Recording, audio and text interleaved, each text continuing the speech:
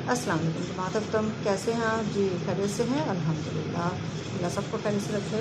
और पढ़ाई पे तवज्जो हो रही है जी, ज़रूर अपनी पढ़ाई पे तवज्जो करें। तो हम सबक पढ़ रहे हैं तारीख़ में हज़रत मुजद्दिद अल-फ़सानी रहमतुल्लाह अलैह के बारे में। गुज़िश्ता सबक हमने पढ़ लिया था, उम्मीद है आपने वीडियो भी अच्छी तरह से देखी होगी और काम भी किया होगा। अब हमारा अगला काम जो है वो हम बाकी का हिस्सा पढ़ते हैं हज़रत मुजद्दिद अल-फ़सानी रहमतुल्लाह अलैह का, कि उसमें क्या है।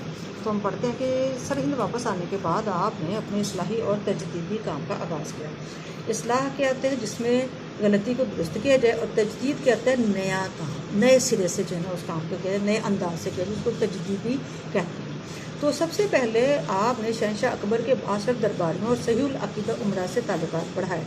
अच्छा, यहाँ पे जिक्र कर दें ज़रा कि हमने पीछे पढ़ लिया है कि शहंशाह अकबर ने जो है एक नया दीन जो है ना वो ईजाद किया था। क्या नाम था उस दीन का? जी, किसको याद है अभी तक? ठीक हो गया जी, दीन इलाही उसने नया दीन जो है वो रखा था। लेकिन सब लोग जो है वो दीन इलाही को तो पसंद नहीं करते थे।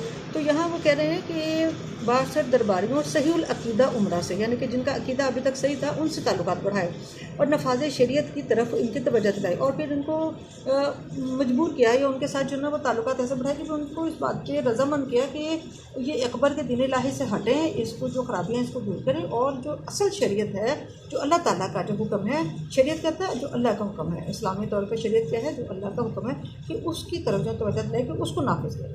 दूसरी जानिब जो है, आपने इस्लामी ज़हन रखने वाले मुरीदों की एक जमात तैयार की।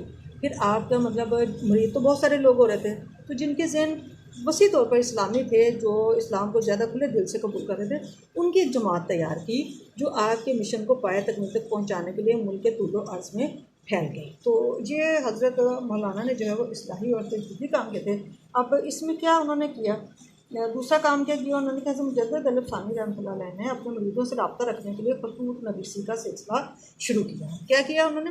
यानी ख़त व किताबत का सिलसिला शुरू किया। आप किसी अमीर या मुरीद के नाम पर तहरीर फरमाते हैं। अब मुरीद, अमीर से मुराद सिर्फ अमीर नहीं है जो पैसे वाला अमीर है, बल्कि अमीर होता है कि जो हम किसी को जो मॉनिटर जो मुकर्रर कर देते हैं, कुछ लोगों के ऊपर जो मॉनिटर होता है उसको अमीर कहते हैं। और मुरीद भी होता है कि जिसको जो बैत हो गया हुआ है। तो ऐसे कोई जो लोग होते थे हज़रत मुजद्दिद अल-फ़सानी रहमतुल्लाह के, उनके नाम जो है ना ख़त तहरीर फरमा देते थे। तो तो आपके मुरीद उसकी सैकड़ों नकलें तैयार करके पूरे मुल्क में फैला देते हैं। अब वो आजकल के ज़माने की तरह फ़ोटोकॉपी की मशीनें तो थी नहीं उस वक़्त।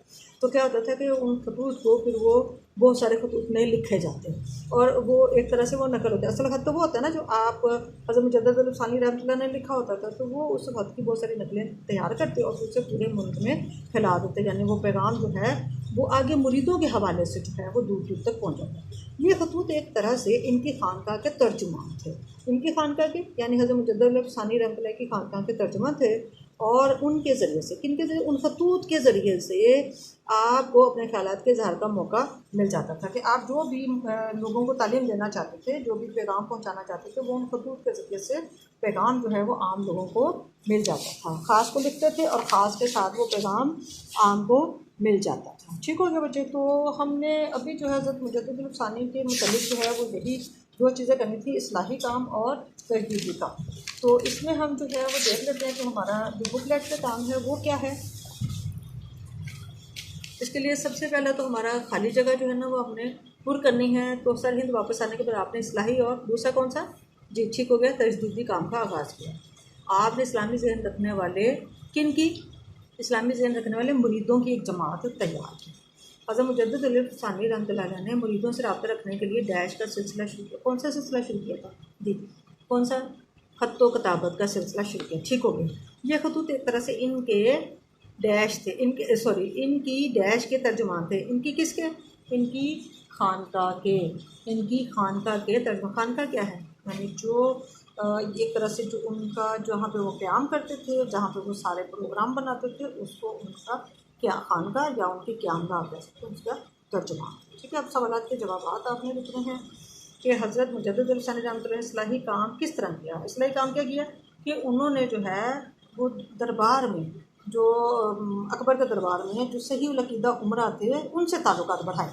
इस्लाही काम किया कि जो गलतियाँ हो रही हैं उनको दुरुस्त किया जाए, उनको गलतियों को बाहर निकाला जाए, ख़त्म किया जाए, और जो शरीयत है उसको नाफिज किया जाए। तो ये उन्होंने वहाँ पे इस्लाही काम किया। ठीक है, फिर उसके बाद है कि हज़रत मुजद्दिद अल-फ़सानी रहमतुल्लाह के तजदीदी काम के लिए क्या तरीका अख्तियार किया है? तो हमने पढ़ा यहाँ पे कि उन्होंने खतूत लिखने का सिलसिला जो है वो शुरू किया था, ख़त किताबत का।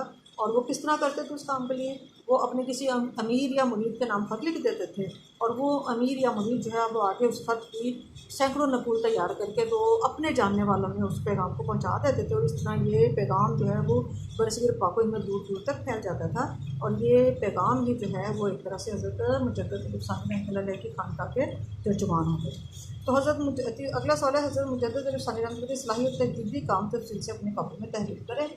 तो ये सारा सिलसिला जो अभी हमने आज की उसमें पढ़ा है और किया है, ये सारा ही आपका इस्लाहियत तजदीदी काम है। तो आपने इसको अच्छी तरह से पढ़ना है, समझना है और बच्चे याद करना है। मेरा फोकस बार बार जो आपको सबक देती है कि आपने याद ज़रूर करना है, तो लिखना भी है, याद भी करना है, ताकि आपकी इम्तहान की तैयारी हो। तो बच्चों, अल्लाह हाफ़िज़।